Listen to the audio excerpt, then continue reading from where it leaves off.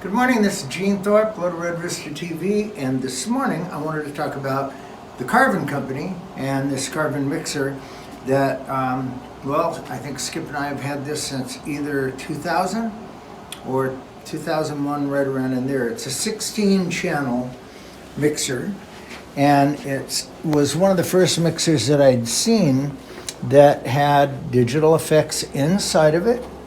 And what it had that really interested us was it had 4 separate monitor mixes. You could have a monitor coming back to you with what you wanted in it.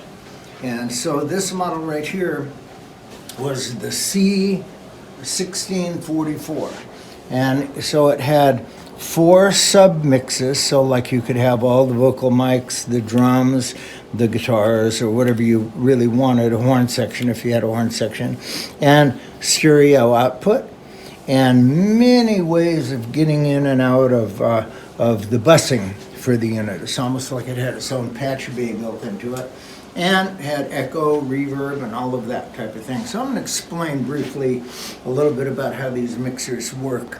Each one of these units is its own separate signal path. So the microphone or instrument or whatever it would be would come into here. You'd match the input, trim it so that when you're using it, it's clear, and then this would be the volume control so that even when it was up all the way, it would be at what you call unity gain. Then you have different elements of equalization, lows, mids, highs, and then you would have different other mixes. Each monitor would have its own mix, and then you could put this through the busing of how you wanted it in a submix or any of that type of thing. This mixer, for its day, was much smaller than most of the mixers that were out there that had all the features that this one had, and had worked and still works today.